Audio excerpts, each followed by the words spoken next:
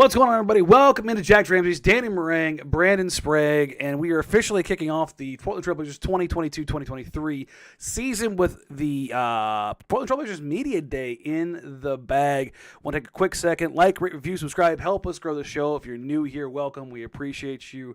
If you're watching on YouTube, please click subscribe, click like, share us with your friends, share us with your family.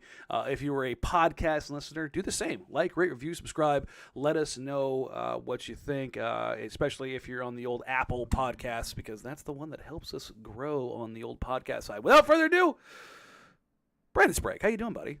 I'm doing great, buddy. How we doing? I look like uncooked turkey right here with my pale-ass white skin, but, we're living good. We got football on a little iPad next to me, and there's a lot to discuss from Media Day. Did I see everything? I sure as hell did not, but I saw a few things. I saw a lot of Danny Marang tweets. And I saw that Anthony Simons is now 6'7", so we got our wings problem solved. You love to see it. You do love to see it, yes. Yes, we will talk about height watch with Anthony Simons. Maybe vindication for some. Do we have a PO box for the apology letters that people owe us? Yeah. It's been fun watching that. You can send all your apologies to jackramsays@gmail.com. There was a lot, I think, that came out of Media Day. There's always everybody's feeling good. Everybody's feeling great. The feedback from everybody else out there that heard me asking questions, yes, I am back in the building. Yes, you will hear my voice, whether you hate it or love it, following every single game this season. So I will be in the locker room. I will be there asking questions. And for those that are wondering, I'm going to be focusing a lot on the basketball questions. If you kind of listen to the questions I was asking today, it was very much basketball. We have enough narrative guys that are way better at it than I will ever be in this market. That is not my lane. That is not what I want to do. I will be asking basketball questions. And we got some basketball answers today. Some people are saying, wait, what, 6'7" when it comes to Ant? We're not being serious. He's not 6'7". He might be 6'5" though. Yeah, he has said as much. I believe he hopped on with Travis Demers and said that the other day. So he also was it's very funny. I love Media Day because you get to see how guys kind of look physically. I was reminded of Anthony Simons coming in before Media Day on his rookie year, right after he was drafted, and this tiny 19-year-old kid came into the NBC studios at maybe $170, and just shy as could be to the guy that was on the stage today. Hell of a transformation. It's amazing what 4 years and $100 million would do for confidence. Definitely filled out both in size and in the tattoo column. Nasir Little He looked big. Massive. Yeah, I was going to say he looked big, so I can't imagine how much bigger he looks in person.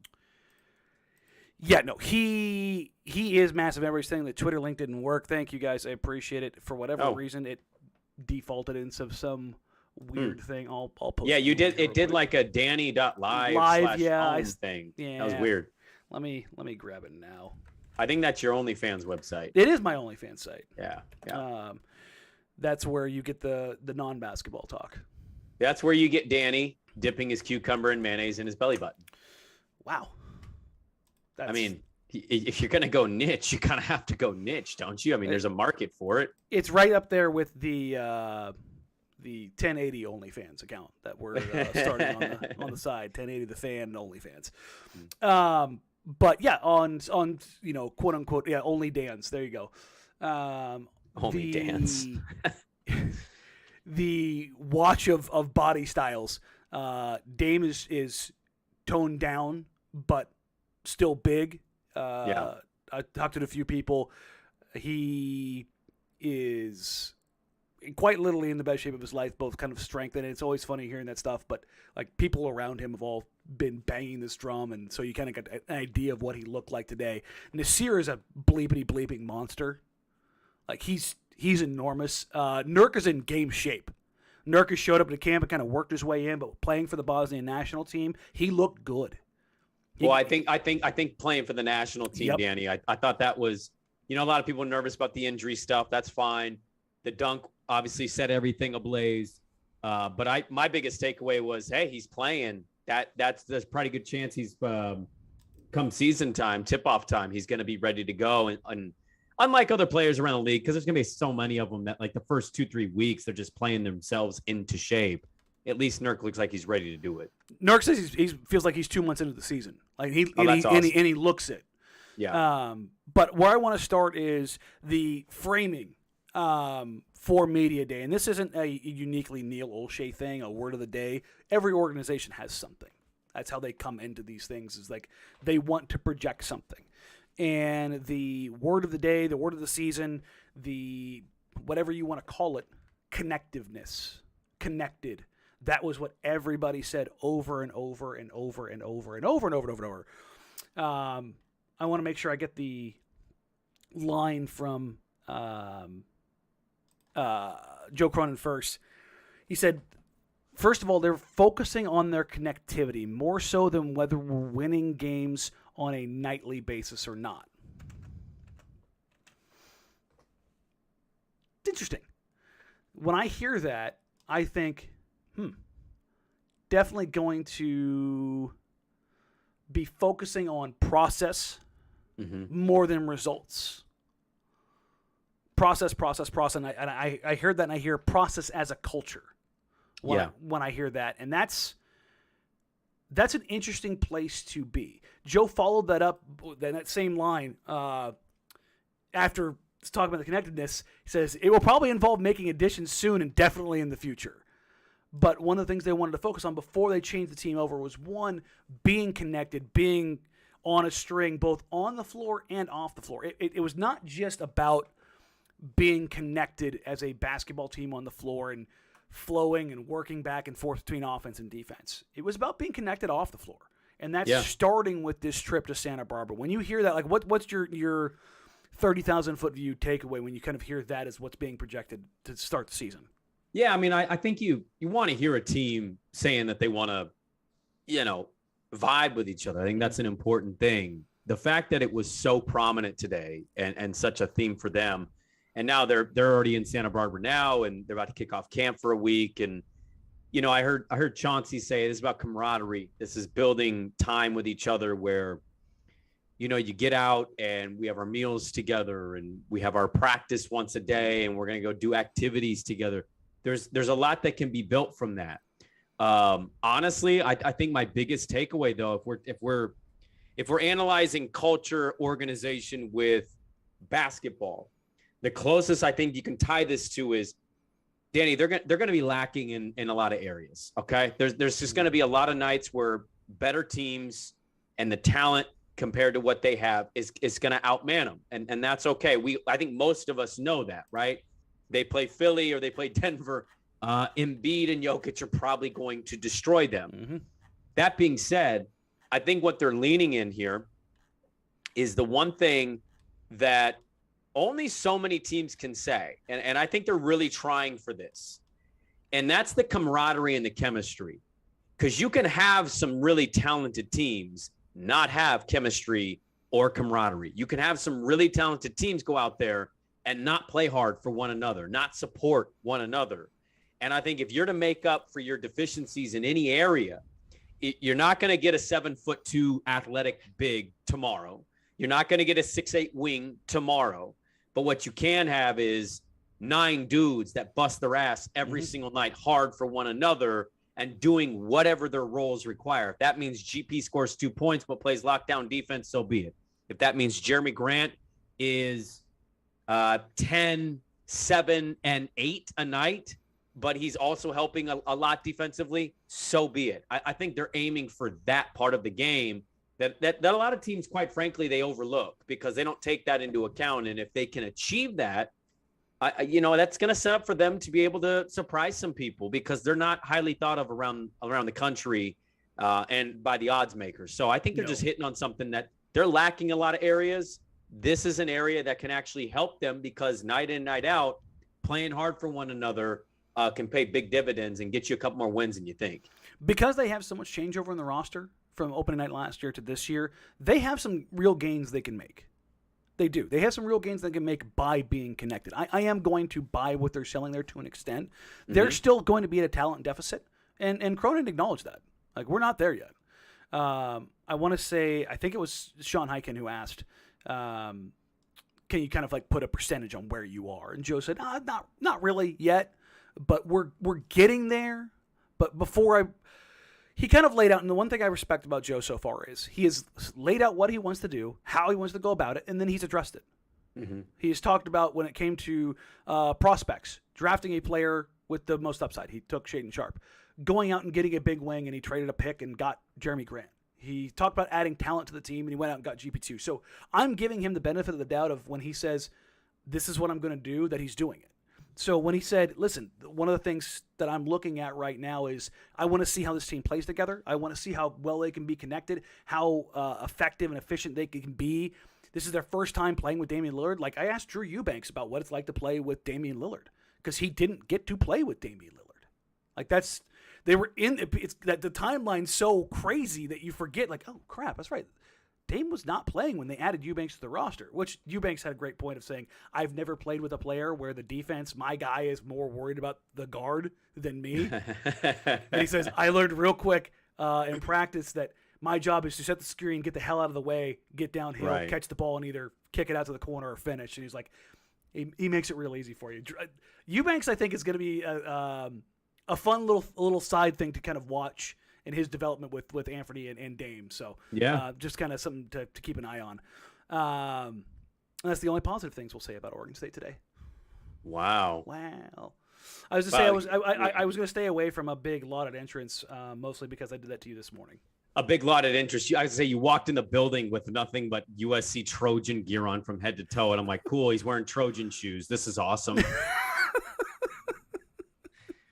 To get totally derailed, I started thinking about it. I was like, oh, crap, Gary and Drew both went to Oregon State. Yeah, were you were rocking the Trojan gear in front of them as you're asking them questions? Just an absolute dick move by you. And by the way, let me add this.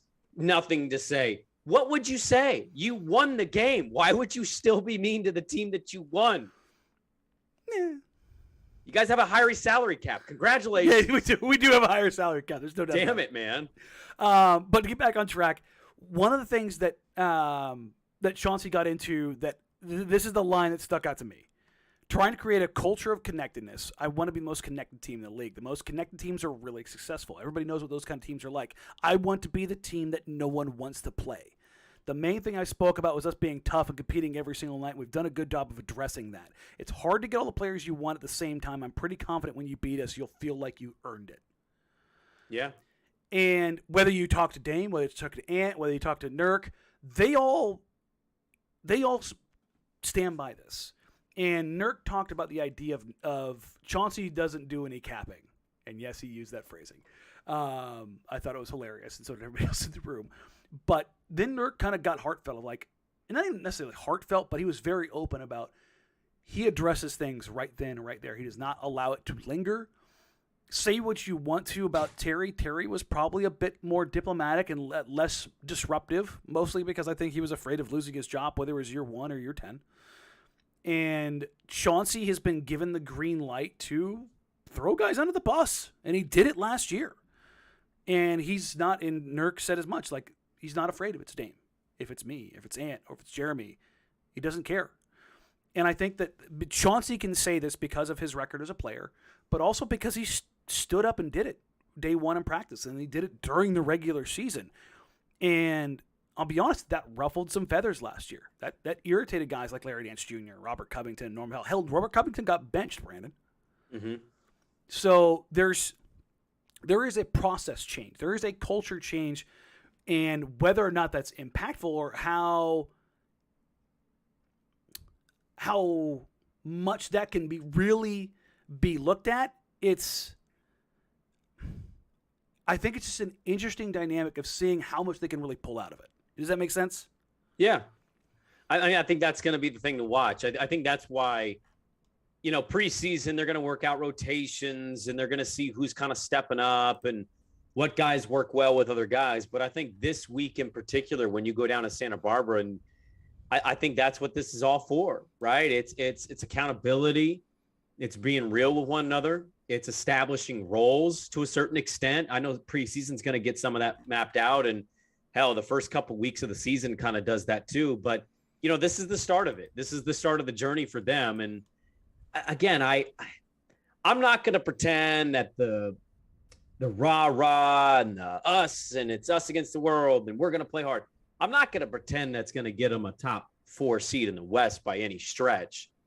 But I think if they can harness whatever it is they're aiming to do, you don't see a ton of teams play for each other. No. And from time to time in the NBA, there are teams that are less talented that just gel well, and they're able to put stuff together. Now, this is an extreme example to a certain extent because I don't think they can get this, but the Nuggets team post-Melo is a great example. Yep. I think Chauncey was on that team. Like, that's a team, and this is probably why he's hammering this message and why they're going to California, is he probably was I think he was a part of that team. He might have been. I'd have to go back and check. But either way, like that team's best player was who? It was what, Ty Lawson? Probably. Like, that team wasn't stacked with dudes. But if you're looking for a more recent example, the pre-KD Nets, Dinwiddie, Jared Allen, Joe Harris, Karis LeVert, like there you go. Was like you start rattling off those names and you like think, oh, they were actually probably pretty good because they had dudes, which yes, but they played their asses off. Yes, they got after you. Remember that bubble game famously that Dame went off on, and Karis was going off too, but he shot a jumper instead of driving. Yep. Like, you as a Blazer fan could not have watched that game, and you got excited for it because you knew it was an important game for Portland, but you also were kind of like, damn, man, like, you knew that Brooklyn team with Jacques Vaughn was going to play really, really hard. Yep. And I think that's the tough thing is you got to be able to get to that level. And I think it's a good start this week down in California. And, it's going to be the next few months for them to get to it. But I just like that's kind of the messaging because they are lacking in certain areas. And I think you have to go for that if you're going to try to make up for what you're lacking. All right, we've bludgeoned Connectedness enough in the first 17, 18 minutes here. The Blazers did it for 3 hours. So I think we've kind of hit that one enough. The thing that everybody wants to know, who's starting at the 3?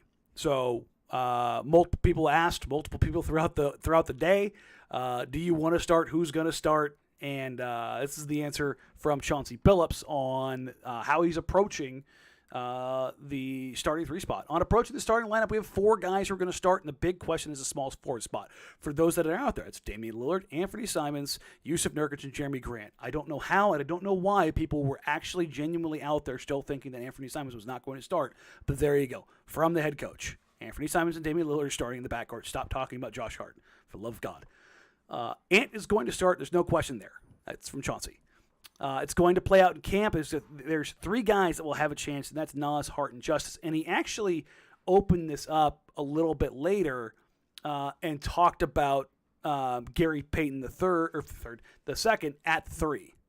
Now, I don't believe he meant as a starter, but I think that there was definitely a note of like, boop, you're going to see times when Dame and Ant on the floor, and Gary might play some 3. They might go to a Dame, Ant, Gary, Nas, Jeremy lineup. Oh, I would bet heavy money that lineup's going to happen a couple different times and different variations of that. Basically, 2 lesser defenders in Dame and Ant, but explosive offensive players. Grant being the tertiary guy. Here's the thing about those kind of lineup. Those lineups, will they actually get out and push pace? That's going to be really, really interesting to kind of see how that plays out. And somebody caught me. Crane says, Dame 1080 the fan. Yes, I swallowed my tongue when I was asking Damian Lillard a question today, where instead of saying Dame Danny Marang 1080 the fan, I said Dame 1080 the fan. My brain reset, and I was like, ugh. Did he catch on to it? He smiled. Yeah, I said Dame, that's good. Danny Marang 1080 the fan. Dame, come on, 1080 the fan. That's what happens when you're trying to take notes and write, or take notes on Twitter, write, and ask questions at the same time. You just kind of swallow your whole mouth. But when Nasir got up there today, I don't want to put words in Nasir's mouth, so I'm not going to. But my impression of Nasir today was one of somebody who was irritated. And not in necessarily a bad way. Like, he's just ready. He is tired of waiting. He is tired of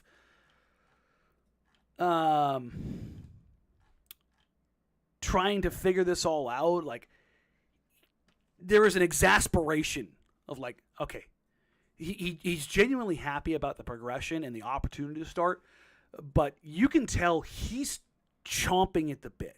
Like, he wants to be out there, and he wants to silence all doubters. He wants to silence all critics. There's an edge to him of like, if you don't think that I'm that guy, I'm going to show you right now.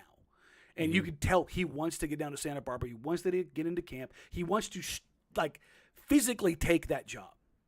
There was just, you could tell being in the room, he sounded pissed, and I liked it. I'm not gonna lie. If he's putting that chip on his shoulder, like, I'm going to show you. You have no idea. I am here for it. Every last bit of it. Well, and I think here, one, he has a right to be. He's had some really bad luck since he got picked. And, not to mention, he also fell in the draft. So you had fallen in the draft and then coming into a ready-made situation in terms of a team being good and you finally getting your chance and boom, here comes the injury luck, right? Goes against you. He's done what he's supposed to do. He added weight. He's gotten bigger. He's probably worked on his game in a variety of ways. And I guarantee the dude's chomping at the bit because you know what? All he's hearing today now, he's in California, but what did he hear today?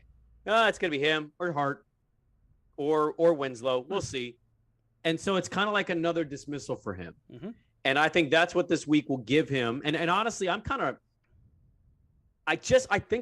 want it to be him. And yeah. I think this is just me projecting how I kind of view the team, and that doesn't make it right. But I think having Naz at the 3 gives them something that they're going to need in the starting 5, especially considering we don't know defensively what Dame and Ant will be. A lot of us think we know, but we don't. And so I want Naz there. I want Naz to lean into that role of that bruising 3 who's, maybe he's a couple inches shorter than other 3s, but he's so strong that he makes up for what he's lacking in height. And his athleticism is through the roof.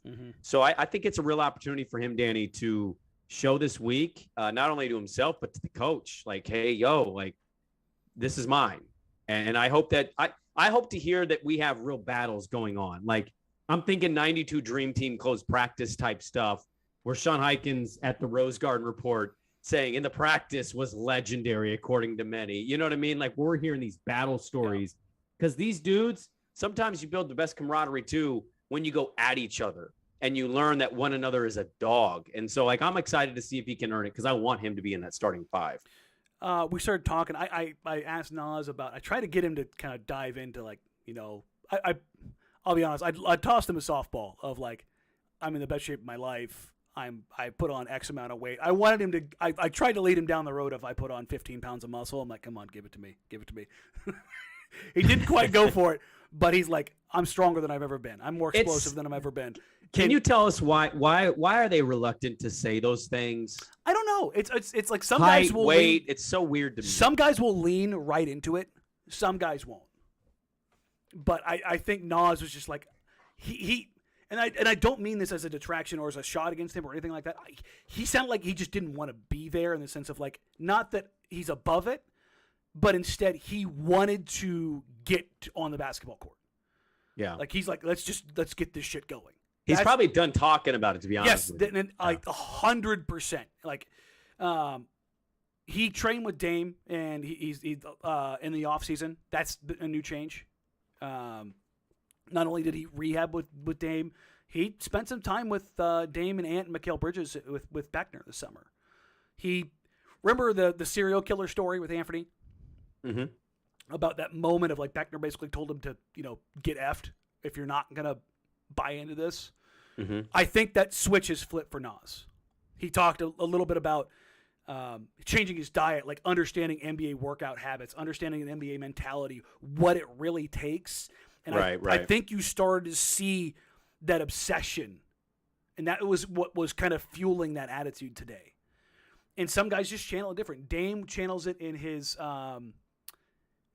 chip on his shoulder, point blank stare at Aaron Fentress that became the meme all over the world. I think Nas is channeling this in a level of aggression. And to be totally frank, the Blazers need it. What if Nas ended up being the a-hole? I think he's capable of it. I mean, I've seen bits and pieces of him kind of being that from time to time. I just need him to channel it, stay on the court. Well, yeah, and 100%. Absolutely be that. But he has the physical profile to be that. Yeah, and he does. That's what the really interesting thing is. I started kind of going down that hole of let's see what kind of comes out of this. So that's going to be the note to kind of follow as it pertains to the small forward competition down at camp. Sean Highkin and Aaron Fentress will both be down there all week covering it. So make sure if you haven't already, subscribe to Highkin's site, the Rose Garden Report. He will have daily updates, and I will be reliant on him to get some stuff, as well as stuff that I get from the team behind the scenes to kind of figure out what's going on, how practices are, and how things are kind of shaking out. It's going to be very interesting because as much as I want to say this is Nasir's job to lose, I have a reeling suspicion that Think it's Josh?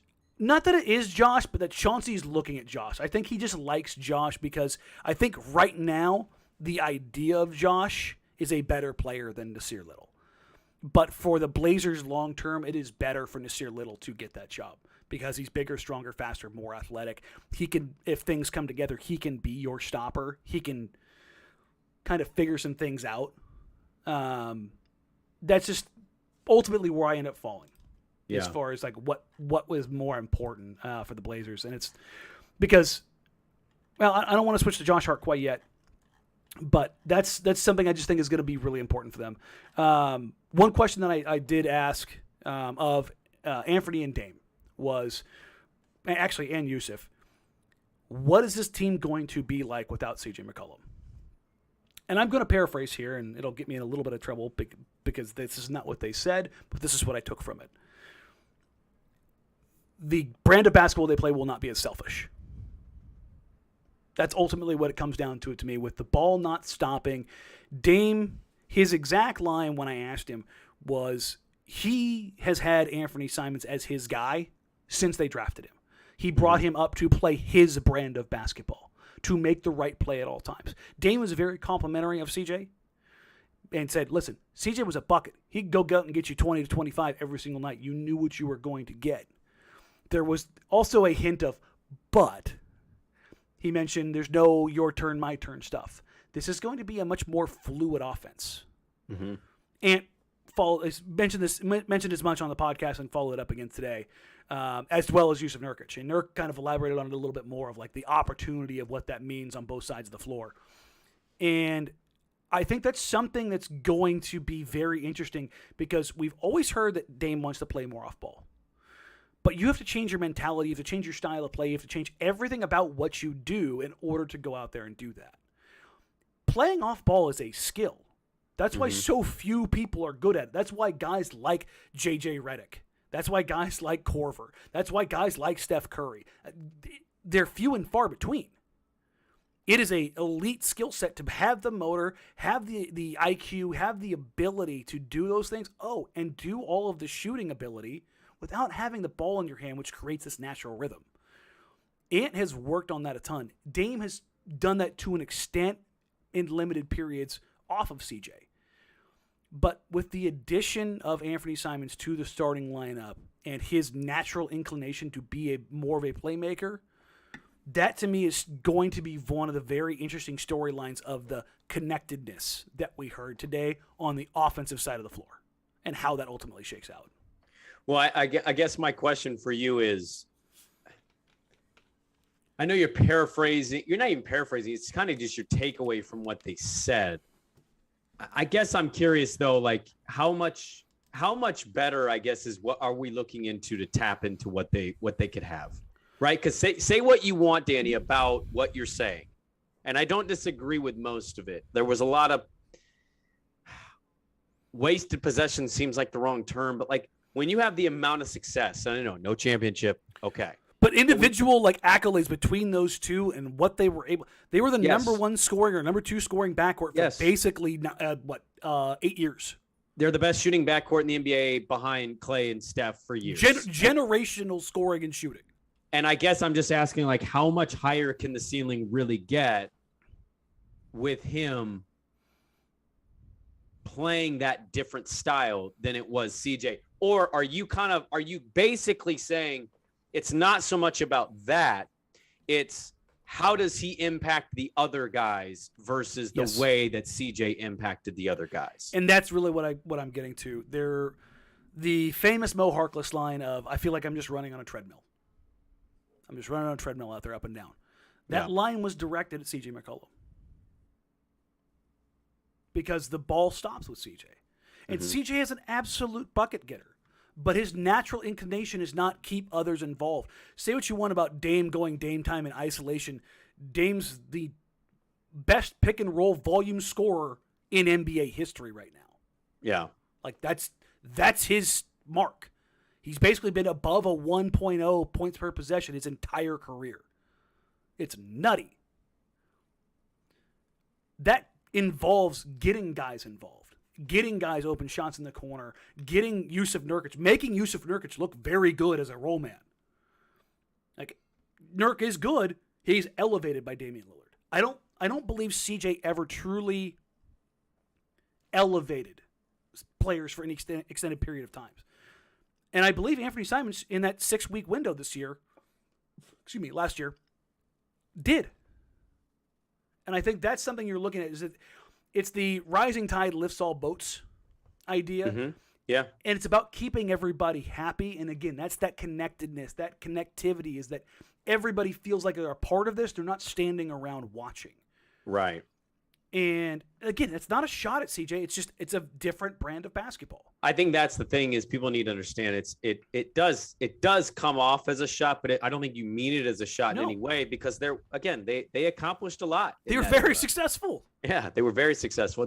You could even make an argument like they were one legitimate wing away from maybe getting to where their ultimate goal was. Like I thought that highly of that backcourt, but you never saw them add in the areas that it mattered. If you kept those guys together and you added a Paul George from Indiana, or you added a Jimmy Butler from Minnesota, they're a Western Conference Finals team. Sure, absolutely. Like, I don't think that can really be debated. Yeah. But how long does it last? How much longer do you have buy-in if the ball does stop? With, I think, Dame and Ant, I don't think you're going to run into that. Mm-hmm. At least that's the working theory right now. For those that are wondering what the exact quote is, I want to make sure I get this out there so just kind of everybody understands. This is what Dame told me. With me and CJ, we could score a lot of points. You could count on CJ to get 20 to 25. The difference this year will be, and I'm going to make the right play, I'm going to get in the paint, hit the roll man, hit the corner. With Ant, I've had him here since I was 19 years old. I could tell him this is why I do this. This is why I go about this. And because he was so young, he was able to watch it and adopted that so early that he's unselfish. Him being my rook, it'll be like there's two of us out there. And it's going to make the right play. It won't look like my turn, his turn. The ball will move around more naturally, and it'll be more natural. It's a very interesting way to go about it. He's not saying, like, it's a short list of guys who dropped 20 a night in the NBA effectively. Mm-hmm. CJ was on that list from the time he became a starter. Yep. Asking Ant to fill that role is not something like 99.9% of guys in the NBA cannot step into that role. Ant can. And the thing is, he might do it in a way that's more effective and more efficient, not only for him, which I would imagine his shooting splits will probably be higher than CJ's, but it'll be more effective and efficient for the team because of how it keeps other guys involved. That connectiveness, that connectivity. Mm-hmm. So I just thought that was a really, really interesting point. I wanted to make sure I kind of, when it came to those guys, I wanted to make sure I asked that to get that out there. Not to drag CJ over any coals or anything like that, but just to understand the fundamental difference of what they hope to accomplish. Right.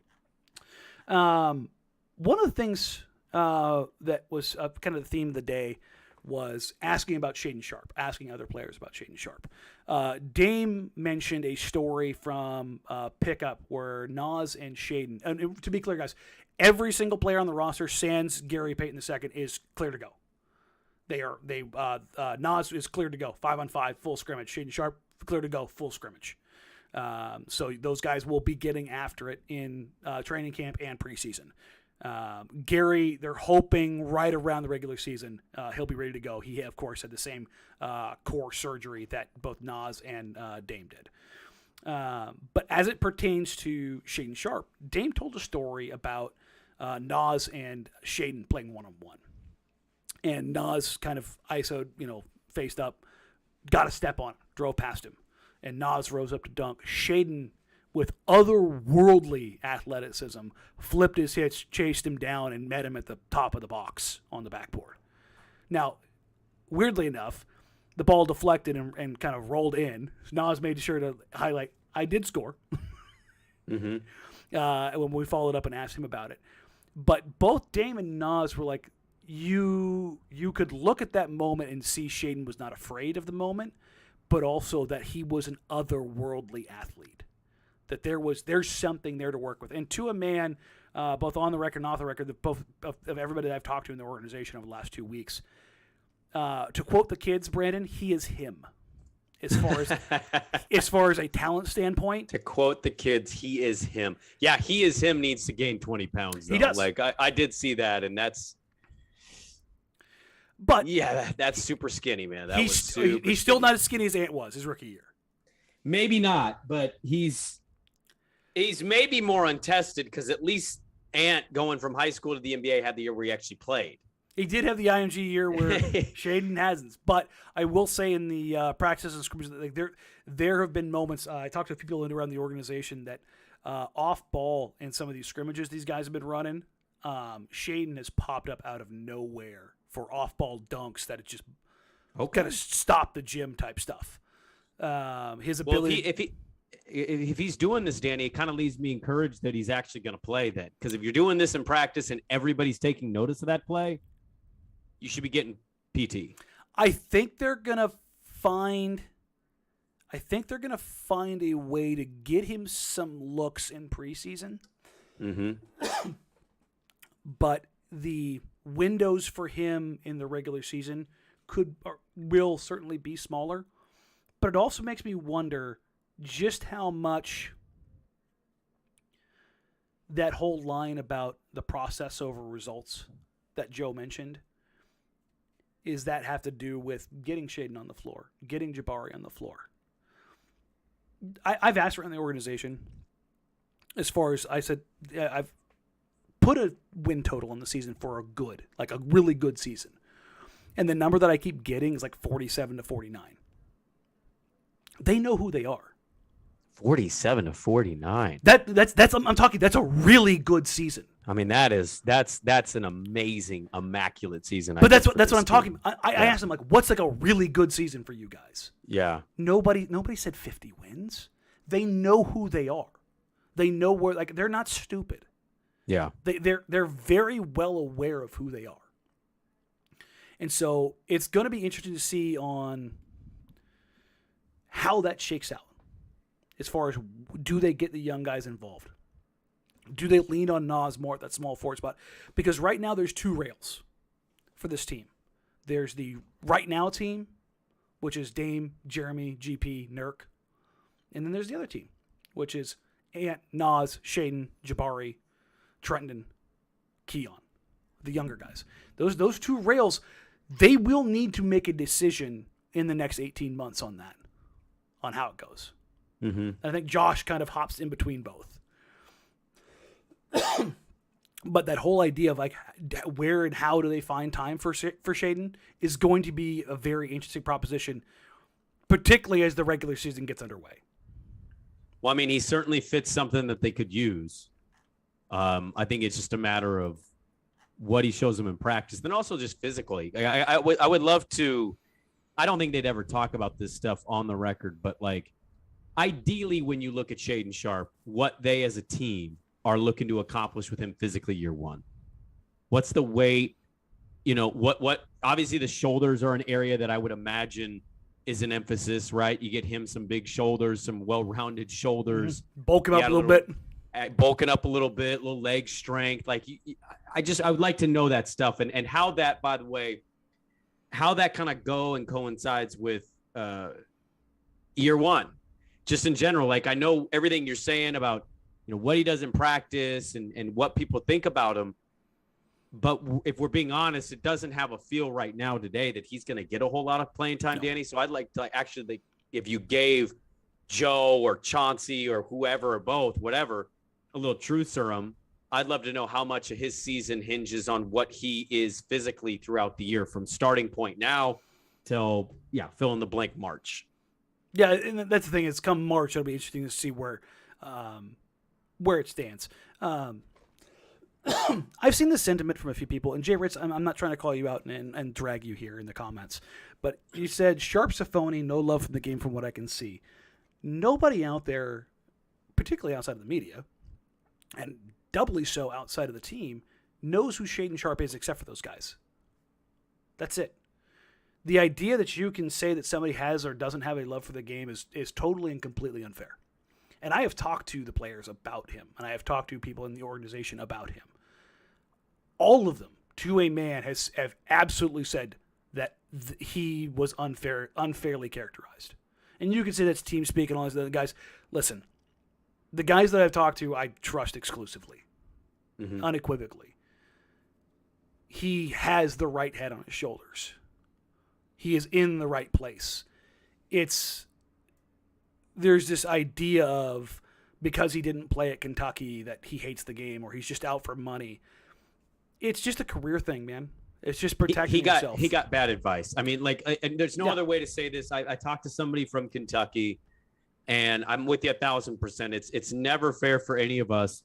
We don't know him. We don't know anybody that knows him.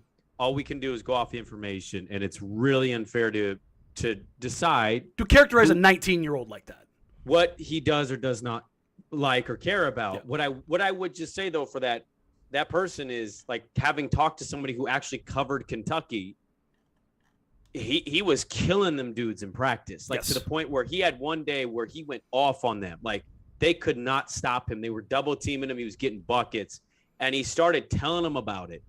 And it got so bad that Calipari, think about this, he dominated him so bad and let him know in practice that John Calipari had to kick him out and tell him he was done for the day. Like, dude, you're done. Get out.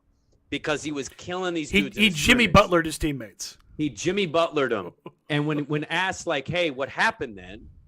It was a pretty straightforward.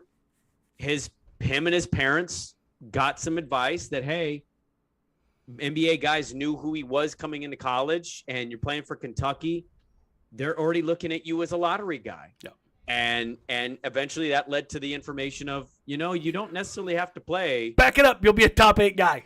Yeah, I mean, you could not get hurt and you just be here, and then you go to the draft and you'll get picked still. And, like, some guys get bad information. He ended up getting the right information. You could just say that maybe he made the wrong decision. Executed in the wrong way, perhaps. Yes, that's kind of the way I would say. And for those saying that he's a tough watch in media day, folks, I literally had Anthony Simons' first professional interview. Ant was an abject disaster. Abject disaster. Terrified. Ant showed up to the studio. We had him show up to the studio 30 minutes early. He showed up with his agent and his parents. And I'm so glad that Ant's parents were there. Tamika and Charles, you guys are fantastic. Because that kind of reinforced him and had him a little bit of ground to stand on. These are 19-year-old kids.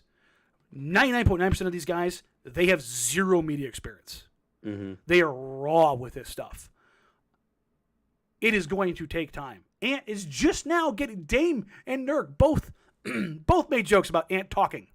Hell, and Chauncey today about getting Anthony Simons in year 5 to talk and how his growth in that has changed over the years. Hell, he talked about it with us in our interview with him. Yeah. He was like, I'm more vocal now. And, like, that comes with being comfortable, right? Yeah. And not everybody can come at 19. Like, you just got to ask yourself, how would you feel if all these cameras and microphones are thrust in your face? You're 19 years old. I would have been okay with it because of my personality type. But I know a lot of people that, man, most people wouldn't be. They feel nervous, and I think that's more of a natural feel anyway. So you and I have one of these in our face every day for a living. Right. And I always kind of like doing stuff like this, like just talking a lot of shit and having fun. Yes. And some of those guys like to do that, but they just don't want to do it in front of everybody else. And so, like, maybe he'll get better, maybe he won't, but he's 19. But I'm saying is everybody's different. Look at Jabari. Jabari is a pro out there. He's fantastic. And Jabari Walker understands it and gets it right out of the gate. But that's just part of who he is. He's also the son of an NBA player. Yes, he is. He has that experience. He knows what to prepare for. Shaedon Sharpe is coming from Canada, coming from Kentucky, and then coming into the NBA having played 5 minutes in 16 seconds in NBA Summer League. And he's a lottery pick with a truckload of anticipation around him. The Blazers are going to try to protect him and bring him up the right way and get him comfortable and work him up. And that's great. That's what they should do. But part of this is we are also spoiled because Damian Lillard is one of the best interviews in all of professional sports. Yeah. He shows up every single time, thoughtful, articulate, to the point, and it never misses. I think he has missed one game, if I remember correctly, where he has not been available for media. Once in his NBA career. That doesn't happen. Like, so we're so used to, and to be fair, CJ McCollum was a journalism major. CJ was, so the two spokespeople for this team basically for the last decade on the player side were incredible. Mm-hmm. That's not normal. And when you get kids, more often than not, they're not great. Look at LaMarcus. Yeah, you know. Listen, that I love LaMarcus, but it never changed. No. It never got better. No. Just some dudes just don't have that quality, guys. It's okay. It's okay. Again, thank you all for being here. We appreciate you. Like, rate, review, subscribe. If you're new to the channel, please click subscribe. It's free. It's easy. If you want to join the channel, we will bring back the watch parties for all of the away games. That is the way we're going to do it this year. That'll be part of the perks, as well as we will do some members-only watch parties, or not watch parties, but some AMAs and questions and mailbags and stuff like that, as well as some giveaways. I have all kinds of swag that I have, and also stuff that I stole from 1080 The Fan when we changed buildings.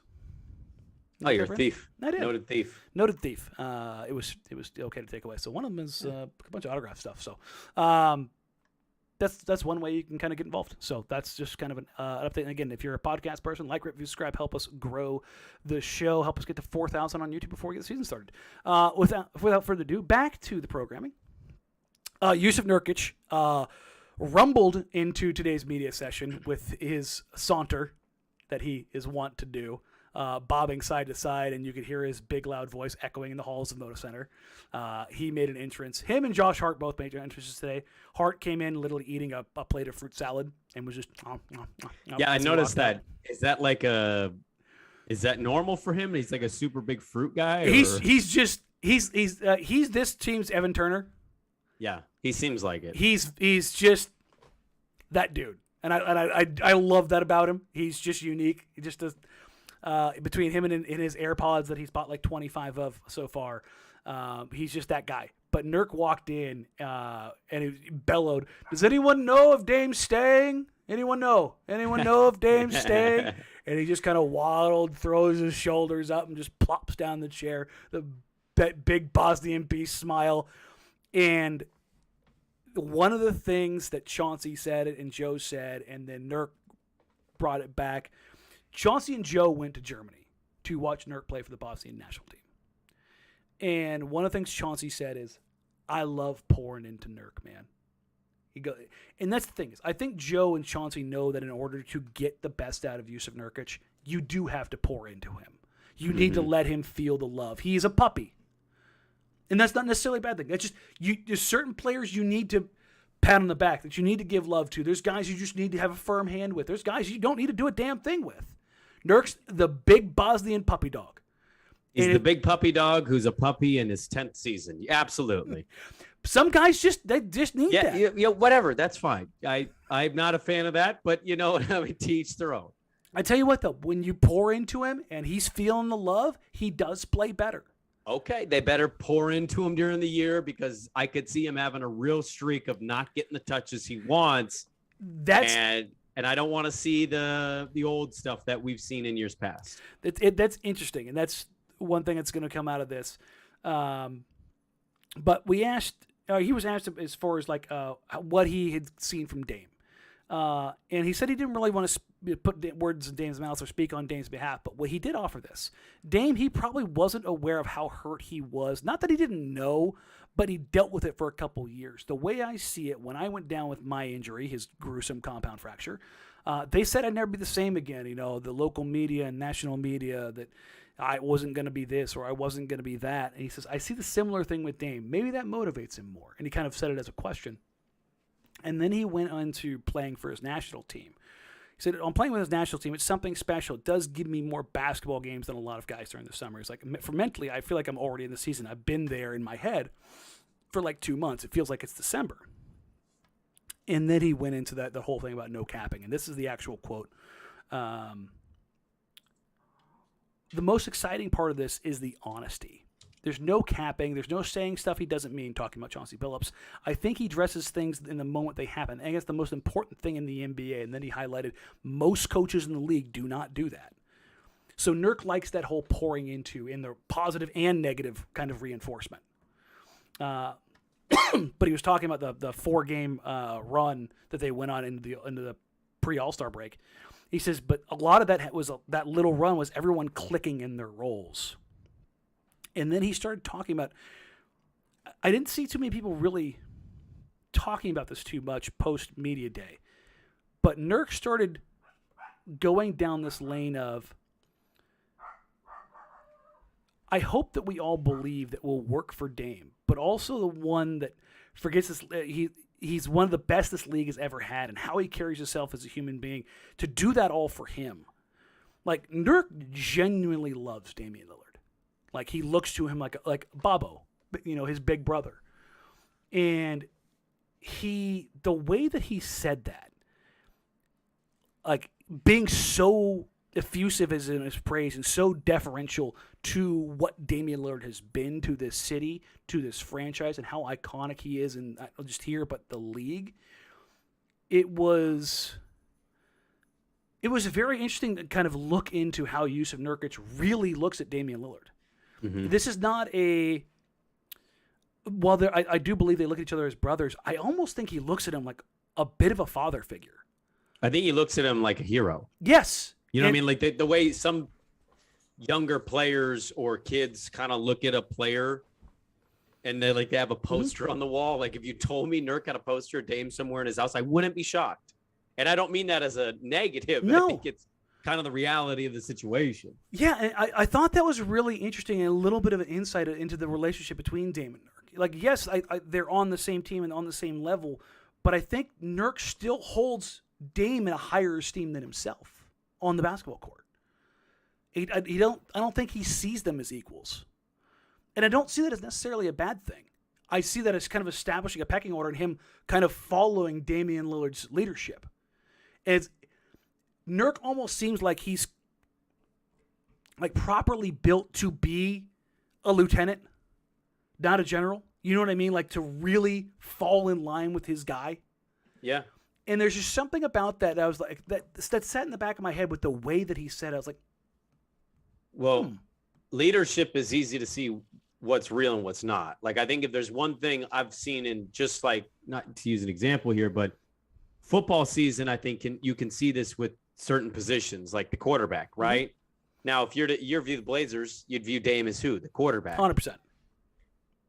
Dame is just leadership-wise. Dame is Tom Brady. He's not Jameis Winston.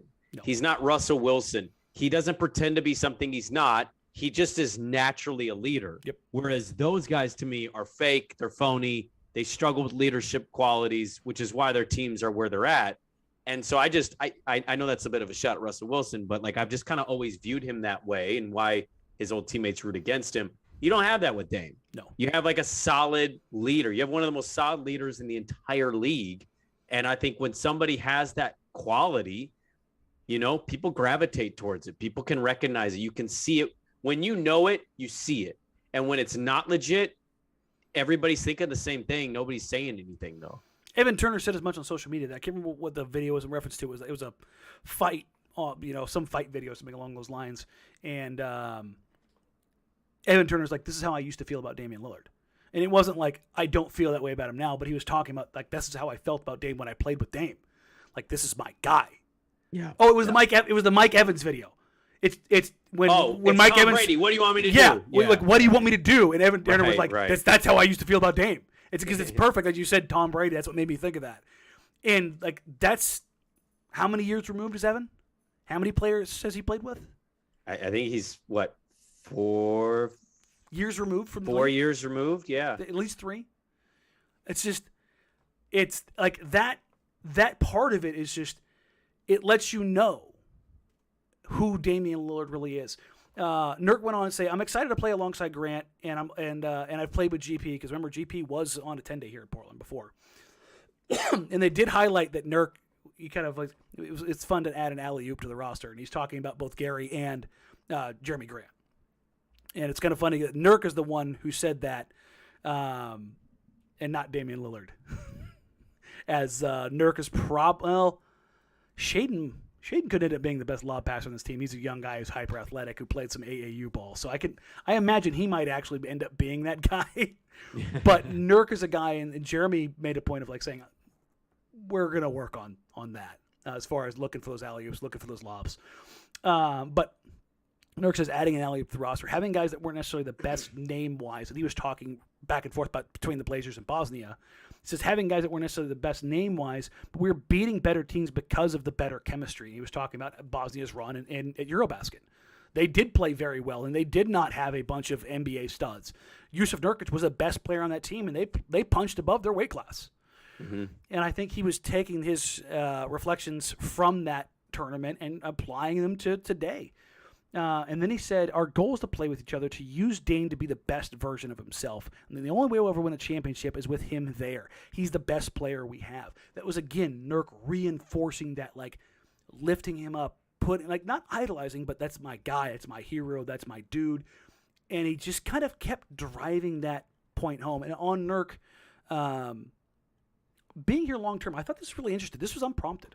Nurk said, it's good for me to know that I'm good enough to be here for a long time, as far as getting his contract and getting all that. But he goes, it's a place that's more than just basketball. And he kind of said, look, I know everybody says that, but he says, Oregon has become a home for me.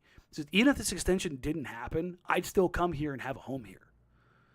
And for those that don't know, there are a lot of guys in the area that have come here and stayed here long-term. Channing Frye, Steve Blake, Travis Outlaw, Martell Webster has been back and forth. Like there's been a lot of guys, obviously Terry Porter, a lot of the former Blazers players now staff and have passed away, mm-hmm. Jerome Kersey and Maurice Lucas and Kevin Duckworth. Like Nurk has kind of moved to that lane, and Dame's building a castle out in West Lynn.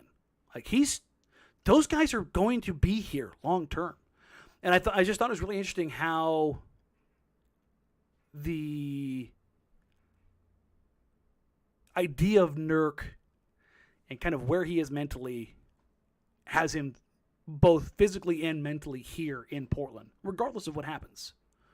I just thought it was just, I felt like you peel back a few layers of Yusuf Nurkic today that we didn't necessarily get before. You're getting a lot of the human side of it, right? Mm-hmm. You're getting the element where we can talk about his game, we can talk about the years of a contract, we can talk about the dollars and cents and health.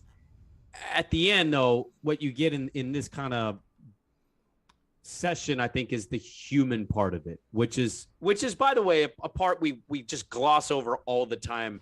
Not only you and I, but like sports fans in general, mm-hmm. right? We're like, there's still people.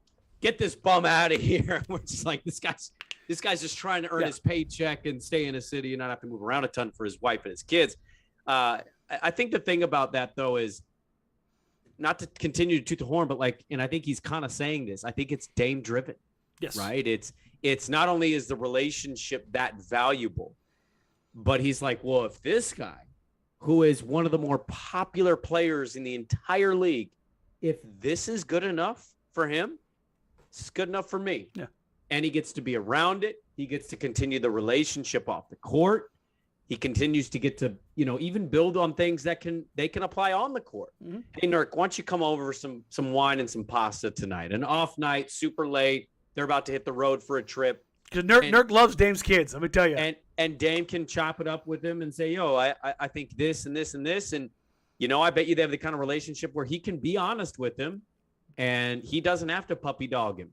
No. He can just be like, hey, this is me saying it. And maybe Nurk, that gets to Nurk a little deeper. So I think I'm with you. I'm glad you brought up that quote, because I was going to bring it up of him just talking about signing here long-term. And you know my stance on that. I made it abundantly clear. If we're just talking basketball, I thought it was a lot. I really did.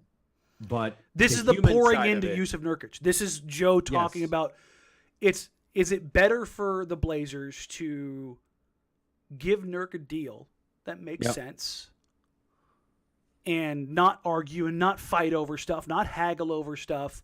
Because in the grand scheme of things, money-wise, it's not like, is it more than I wanted to see him get? Yeah, when you're looking at like matching stuff up. But if it smooths things over, like Chauncey and Joe going to Germany and makes them happy, if it's a couple $1 million and it's not threatening to derail the framework of the team, $2 or $3 million each way, it's worth it. Mm-hmm. Now, if it blows up, it's no longer worth it. I was going to say, I don't know if it's worth it yet. I can't go there, but I'm happy that he's happy. Yes, so just keep being happy. And that's the thing. We're running an hour right now, so I want to make sure we get some news and notes out of here as we are back for the season. We will start hammering this stuff real quick. We're going to move the Thursday live show to Wednesdays, that way we're not bumping up against Thursday Night Football. Yes, we're doing against Monday Night Football tonight. I do not care because it's the Cowboys and Giants, and it's an absolute disaster. If you were actively watching this game, you were an evil person. That's the yes, Brandon. I know you have it on the background, you degenerate. You're even worse, you bet on it. I bet on it in two different ways. I bet the under, which actually just lost, the over hit, and I also bet the Cowboys plus 1.5. Oh, God. Speaking of sauntering up to the podium, Josh Hart just kind of came up there with all the pizzazz and flavor in the world with a plate of fruit and a big smile on his face. And hey, you guys get some of this fruit? Go back there and grab some fruit. Y'all want some fruit? This is good fruit. This honeydew's hitting. Like he was all about the fruit that he was smashing. Hey, that is an underrated fruit, by the way. It doesn't get enough love. Honeydew. Listen, when honeydew is good, it's great. But when it's not, it's just like, what? It's just water. It's like it's weird. Chunky water. It's very strange. Yeah. They asked him about the whole idea of, before he was shut down, and the tanking, and he's like, "Wait, I was shut down? No, I was hurt. I was hurt. I was hurt." And hey, that's a guy protecting his employer. Damn right. He knew it. Then he says, "You know what? I think we're really, really good potential. We just have to go out there and show it." When I said I had my takeaway from Nas as far as him being irritated. My takeaway, whether right or wrong, from Josh Hart is he feels the squeeze. He knows that there's a strong likelihood that he's probably not going to start, but it said as much. I want to start. He said, I want to start, and anybody who tells you they don't want to start is either a liar or a fool. Like, I just don't trust you. Which, yeah. And to a man, Nas said the same thing. Justice, when he was asked, said the same thing. Josh said the same thing. Like, they all want to start. Anybody for all those people like, why does it matter who starts in the NBA? Every single player wants to start. Every single player wants to hear their name called when they come out of the tunnel. That's what they want. And the cachet that comes along with that, the respect that comes along with that, and the money that comes along with that. Most guys aren't the Noah Vonleh Memorial starter. When you're a starter in the NBA, you have a certain level of cachet, respect, and money. And Josh knows that, and he's in a contract here.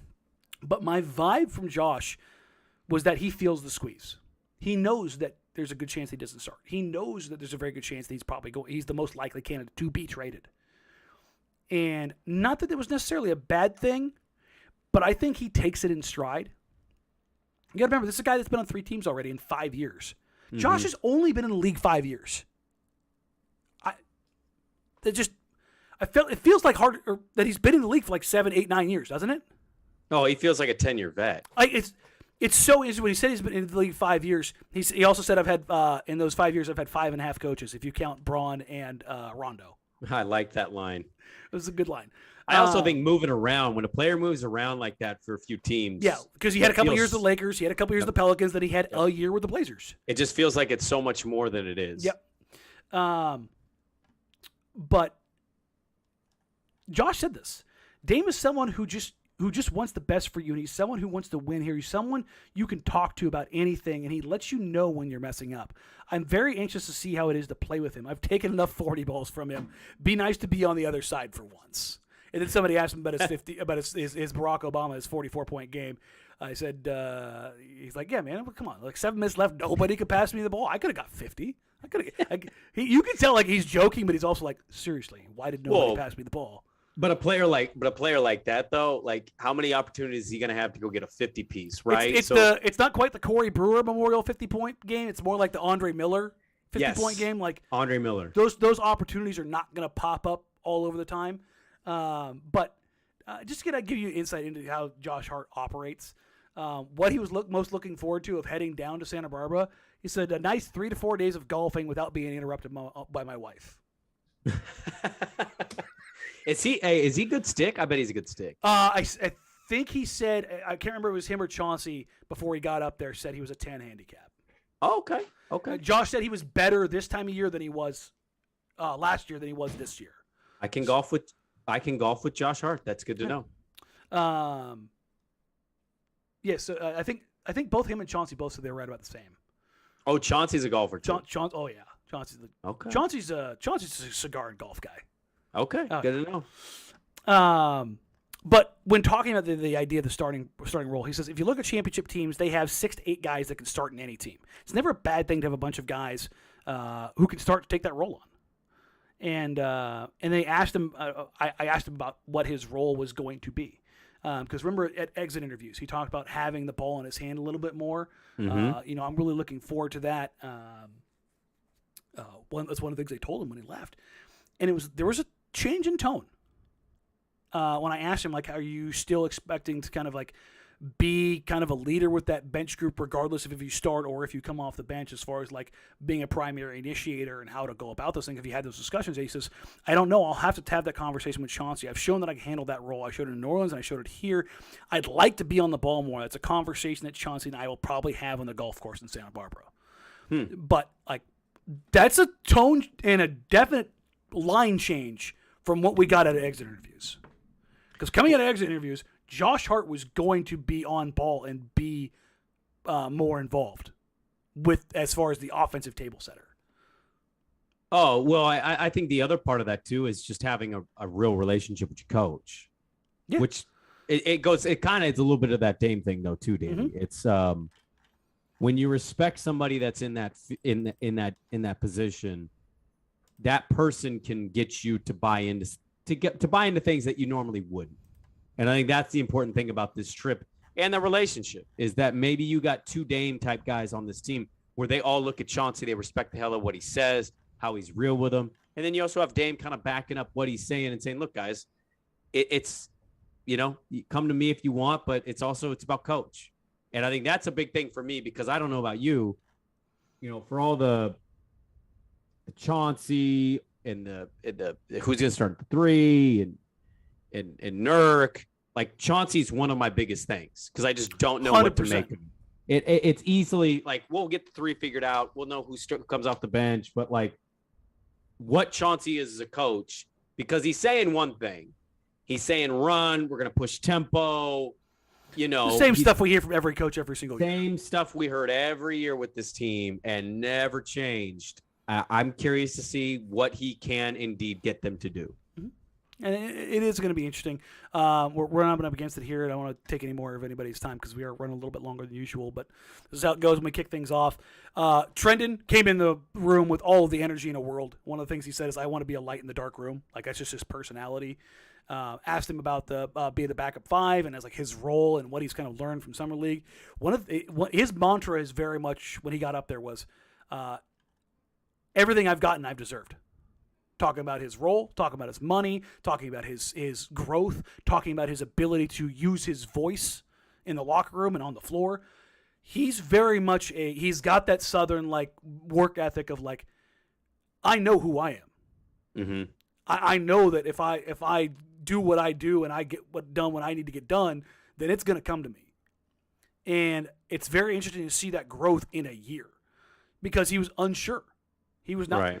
Prior to shit hitting the fan, Trendon Watford was not going to play last year. He was a 2-way guy. So for him to come this far is quite the change. Mm-hmm. That is an epic growth level. But Trendon is benefiting from that. Also benefiting from growth, Damian Lillard, unquestioned, brought this up, and multiple people around the organization have, and I've told you this over the last couple of weeks, Keon. The talk around Keon Johnson is that he has grown tremendously from last year to this year.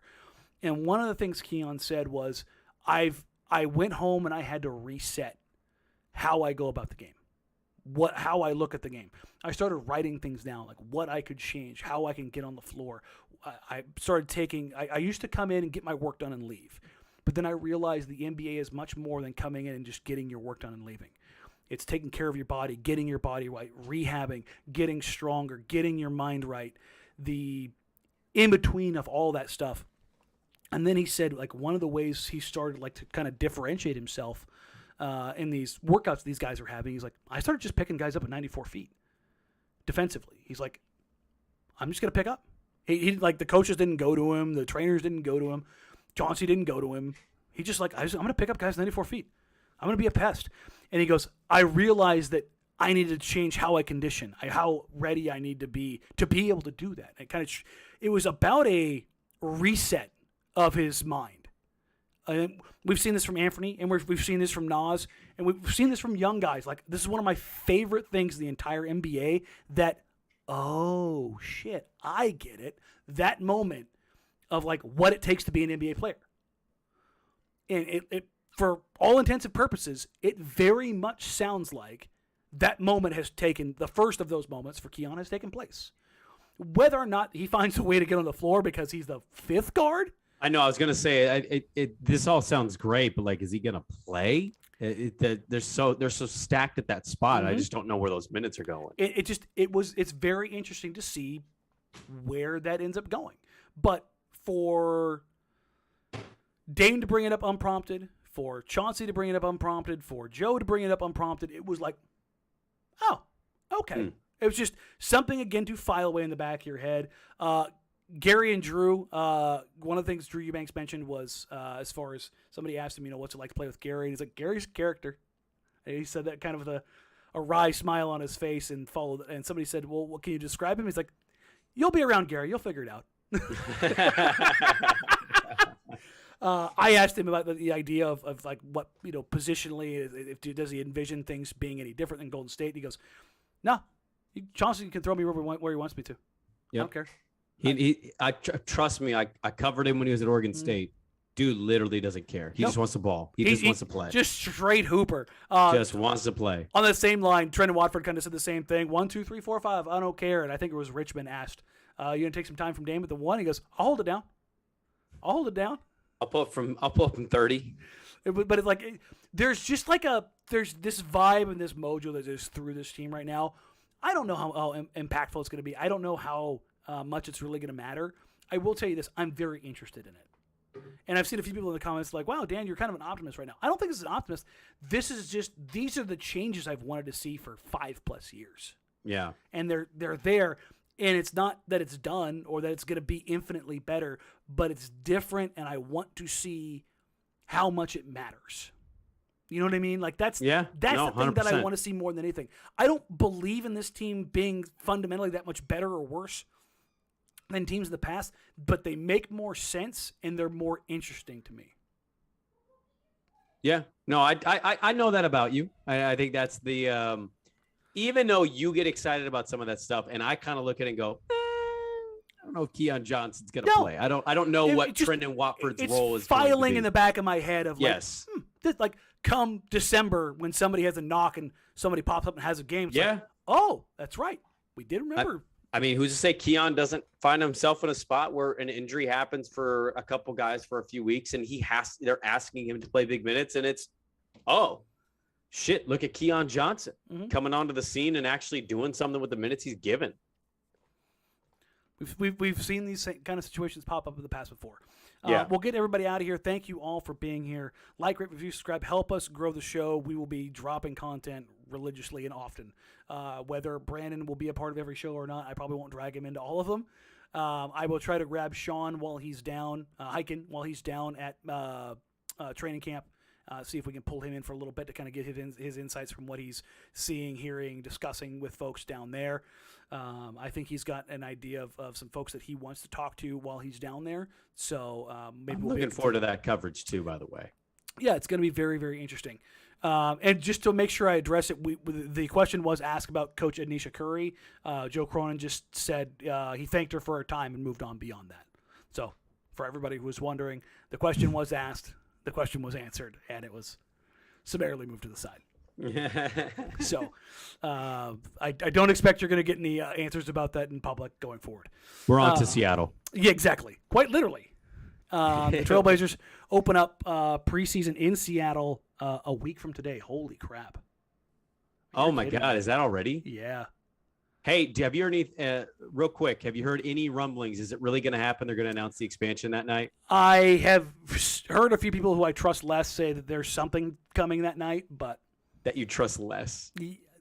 They're not guys who have been bulletproof in the past. Oh, that's good to know. Okay, yeah. Great. Let's run with them. I would imagine there's going to be some announcement, but I don't think it's going to be the expansion one. I'll just get it done already. It'll be like at Climate Pledge Arena, the NBA is pledging to help the climate by reducing, their in-arena waste around the NBA. That'll be the announcement. So I would imagine that's how it goes. We're on to paper forks, everybody. Paper forks. Single use. Wait, they're already single use. No, like one bite. That's what you get out of it. Yes, one bite. So get it all in and then use your hands because Yes. that's the ultimate key to environment safety. All right, folks. Thank you all for joining us. We appreciate you. We love you. Like, rate, review, subscribe. Help us grow the show. You can follow us on social media at Jack Ramsays, at Danny Marang, at Brandon Sprague. You can catch Brandon with Dirt and Sprague in the morning, every morning from 6 to 9 on 1080 The Fan. You can catch me and my co-host Dusty Hera noon to 3, also on 1080. Again, if you're new here, welcome. We appreciate you. We're welcome to the season. We're going to have you covered from beginning to end. I will be at every game. We will have wrap-ups following games. We will have analysis. We will have guests. And again, I still have 2 guests before the season really gets underway that I am locking in as far as their dates, and I'm really excited about it. I think you guys will be too. Lamar is coming. There was a schedule snafu. I'm working around it. It might be this week. There we go. So I'll tune in. We will continue to bring guest coverage as well. You can reach the show, jackramsays@gmail.com, or you can tweet the show at Jack Ramsays, at Jack Ramsays on Twitter, or you can DM either of those accounts, both Jack Ramsays and Danny Marang. Brandon doesn't check his DMs, so there you go. I'm in my DMs all the time. I get down in the DMs. Who doesn't, man? I mean, without getting too far into it, that's how my wife and I got together, so there you go. You guys have a wonderful night. Go watch this very awful Monday Night Football game, and we will catch you guys, if not on Wednesday, whenever we have our next guest booked. So until then, take care. Season's here, folks. Rejoice.